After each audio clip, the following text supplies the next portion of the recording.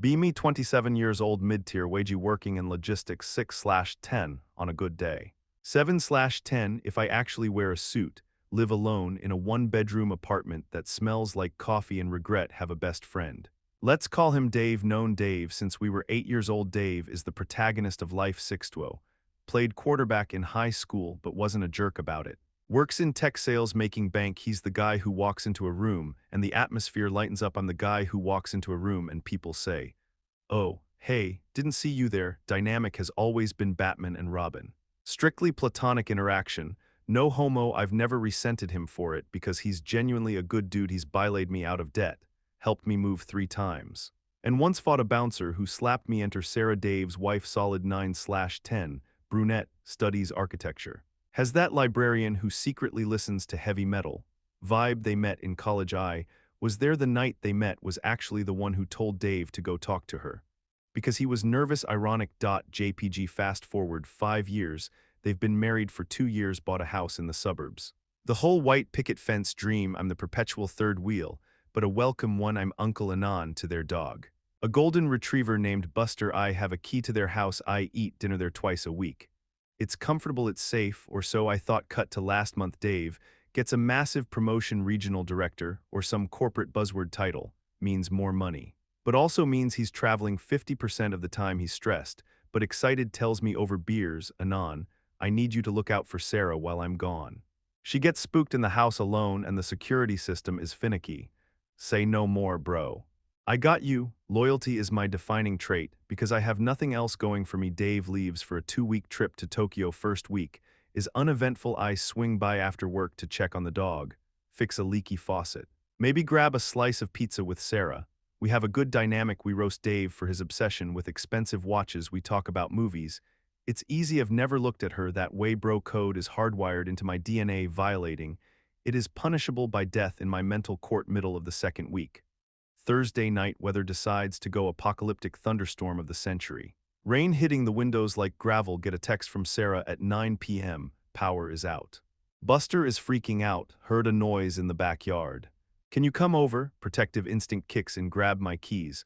Hop in my beat-up Civic. Drive through the monsoon. Get to their house. Place is pitch black. Use my key. Walk in with a flashlight. Sarah. She's in the living room, wrapped in a blanket, sitting on the floor with the dog. Candles are lit everywhere. Looks like a seance or a romantic dinner. No in between. She looks terrified but relieved when she sees me. Thank God. I thought someone was trying to break in. I do a perimeter check. Go out in the rain with a baseball bat like a discount vigilante. Check the yard, the gate, the garage. Nothing. Probably just a branch hitting the window. Come back inside. Soaking wet shirt clinging to me. Hair plastered to my forehead. Shivering like a chihuahua. Sarah jumps up. You're freezing. Oh my God, Anon, get those wet clothes off. Pause. Realize how that sounds. She realizes how that sounds. I mean, I'll get you some of Dave's sweats. Go dry off in the bathroom. Change into Dave's clothes. They're slightly too big because Dave is a giant. Come back to the living room. She's opened a bottle of wine. Power company says it'll be out until morning. She says, roads are flooded too. Saw a car stuck on the main street. I add, looks like I'm stranded. Sleepover at the best friend's house. Just like old times, except the best friend is in Japan and I'm with his hot wife by candlelight. Brain. Don't make it weird. Also Brain, this is already the setup for a bad fanfiction. We sit on the couch. Buster is between us, the ultimate chaperone. Drink wine, talk about work, talk about the storm. The conversation flows deeper as the wine bottle empties. She starts talking about Dave. He's gone a lot lately, she says, staring at the candle flame. Yeah, but he's doing it for you guys. Building the empire, I say, defending him automatically. I know he is, but sometimes I feel like I'm just an accessory to his life, like the house or the car. Ouch, he loves you, Sarah. He talks about you constantly. Honestly, it's annoying. I know more about your hair routine than I know about my own mother.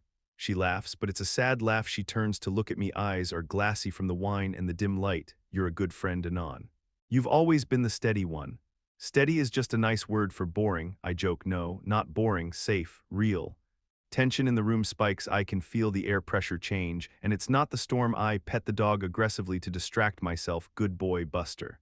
Who's a good boy? Sarah shifts closer, not touching, but entering my personal bubble. Can I ask you something weird? She asks. Heart rate monitor. 120 BPM. Shoot. Do you remember the road trip we all took? Senior year. To the Grand Canyon. Memory unlocked. Dave, Sarah, me. And Dave's annoying cousin who we dropped off in Vegas, Dave got food poisoning in Arizona. Spent 24 hours puking in a motel bathroom, Sarah. And I spent that whole day hiking and sitting on the rim of the canyon, watching the sunset. We talked for 6 hours straight about life. Fears, the universe. I remember feeling a connection, then a dangerous spark.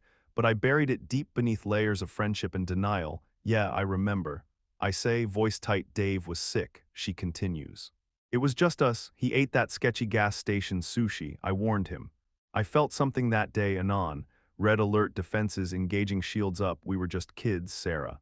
And it was a nice sunset. It wasn't the sunset, she says, voice dropping to a whisper. It was you. You actually listened to me, Dave. Dave loves me, but he likes the idea of me. You saw me. I'm staring at the wall, refusing to make eye contact, sweating in Dave's oversized hoodie. Sarah, you're drunk. The storm, the stress. You don't mean this. I do. I've wanted to say it for years. Maybe I shouldn't. Maybe I'm a terrible person.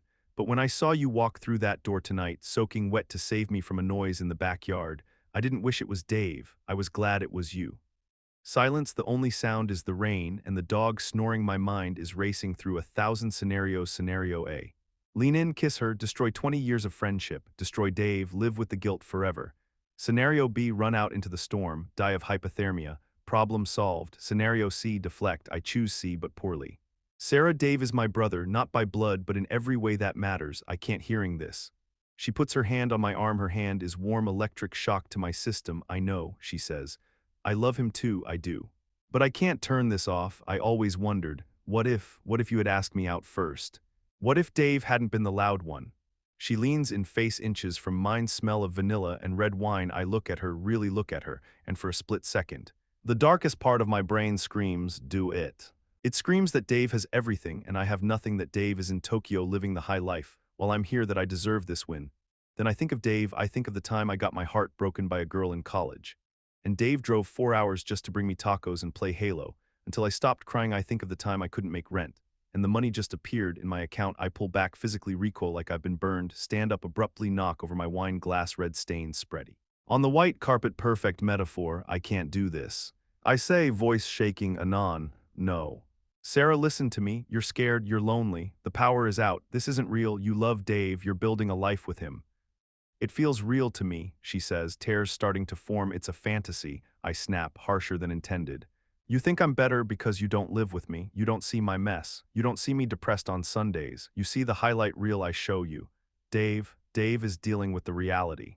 Don't punish him for that. She freezes, looks at me with wide eyes. The rejection hits her. She pulls her knees to her chest. I'm sorry, she whispers. I'm so sorry. I'm going to sleep in the guest room, I say, but the sheets aren't changed. I don't care. I'll sleep on the floor, just go to bed. Sarah, go to the guest room, lock the door, collapse on the stripped mattress, stare at the ceiling, heart pounding so hard I can hear it in my ears.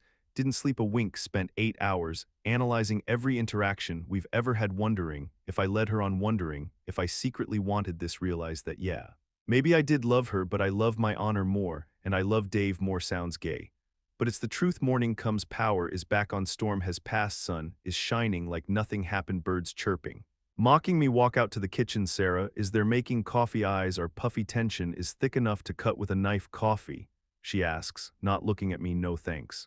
I gotta get to work. About last night, she starts. Nothing happened last night, I interrupt firmly. We drank wine, we talked about the storm, I slept in the guest room. That's it, she looks at me, understanding the lifeline I'm throwing her. Right, she says softly, that's it. I clean the carpet stain with baking soda. Should come out, thanks Anon. Tell Dave I said hey when you talk to him. I will. Leave the house, drive to work on autopilot, sit in my cubicle, stare at a spreadsheet for 9 hours without comprehending a single number, feel like I just dodged a bullet, but also took a shrapnel wound. Dave comes back 3 days later, texts me immediately, bro. Tokyo was insane. Brought you back some weird Kit Kats and a bottle of sake. Come over for dinner Friday.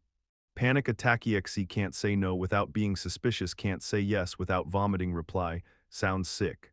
I'm there. Friday night, roll up to the house. Dave is in the driveway washing his Tesla, looks tan, happy, successful, gives me a massive bear hug. Missed you, man. Sarah told me you saved her from the storm. You're a legend. Serious, I owe you big time. Guilt hits me like a freight train. He has no idea he trusts me so implicitly it hurts. It was nothing, man. Just check the perimeter. We go inside. Sarah is in the kitchen chopping vegetables. She looks up. Moment of truth. She smiles. It's a tight smile, but it's there. Hey, Anon. She says, hey, Sarah. We act normal. Oscars all around. Dave dominates the conversation with stories about Japanese businessmen and karaoke bars. I laugh at the right moment. Sarah asks the right questions, but every time our eyes meet, there's a flicker of the Grand Canyon conversation. It's a ghost haunting the dinner table after dinner. We're having drinks on the patio. Sarah goes to bed early. Dave and I are left alone with the cigars he bought. He gets quiet, takes a long drag. Anon.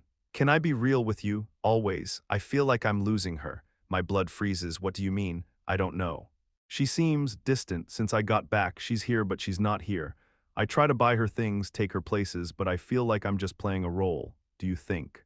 Do you think she's happy? He looks at me with genuine fear in his eyes. The confident Chad mask is gone. Just a guy who loves his wife and is terrified of messing it up. I have the power to destroy him right now. I could say she's lonely, Dave. I could say she wanted me. I could blow up his life instead. I lean back. She loves you, Dave. I see the way she looks at you, but she needs you, not the regional director. She needs the guy who drove 4 hours to bring me tacos. She needs the time, not the money. Dave nods slowly. You're right. I've been chasing the bag too hard. I need to dial it back. Take her to the Grand Canyon again, I say, the words tasting like ash in my mouth. Just the two of you, no phones. Reconnect. He looks at me, surprised. That's a great idea. We haven't been there since college. Yeah. It's a good spot. Leave that night feeling hollowed out. Sit in my car for 20 minutes before starting the engine. Realize, I can't keep doing this. I can't be the third wheel anymore. The dynamic is broken, even if Dave doesn't know. I know, and Sarah knows. It will never be comfortable again. Start distancing myself slowly over the next few months. Busy with work. New girlfriend. She doesn't exist. Picked up a night class. Dave is hurt at first. Keeps trying to make plans. I flake. Reschedule. Shorten the visits. Sarah never texts me. She knows what I'm doing. She respects it. Dave takes her to the Grand Canyon. Posts a picture on Instagram. They look happy. Genuinely happy. Sarah is smiling at him. Not the camera. I like the photo. Put my phone down. 6 months later, meet Dave for a beer. First time in a while. He looks good, relaxed. Guess what? He says. Grinning ear to ear. Slides a sonogram picture across the table. We're having a baby. I stare at the grainy black and white image. A little blob that represents their future. A future. I'm not part of a future. I almost destroyed. Feel a wave of relief so strong I almost cry. That's amazing. Dave, I'm so happy for you. And I mean it. I really mean it. You're gonna be the godfather, obviously. He says, I don't know, man. I'm pretty irresponsible. I joke, shut up. You're the most reliable guy I know. Your family. Finish the beer, say goodbye, walk to my car. It's raining again, not a storm this time. Just a gentle drizzle. Get in the Civic, drive home to my empty apartment. It still smells like coffee. It's quiet. But it's a peaceful quiet. I didn't get the girl. I didn't get the movie ending. I'm still the NPC in their story. But I kept my honor. And my best friend is going to be a dad and somewhere. In an alternate universe, maybe I kissed her, maybe we ran away together, and maybe we were miserable because it was built on betrayal here in this universe. I'm alone, but I can look in the mirror, open a beer, boot up PC, launch, Steam. Maybe I'll meet someone eventually, someone who likes me for me. Not because I'm the safe alternative to their husband. Until then, life goes on. Summary. Best friend's wife confesses feelings during a storm. I reject her to save the friendship. I distance myself to let them fix their marriage. They get pregnant. And happy, I remain the lonely but honorable guardian of the bro code. Feelsbadman.jpg, but also feelsgoodman.jpg. Fin.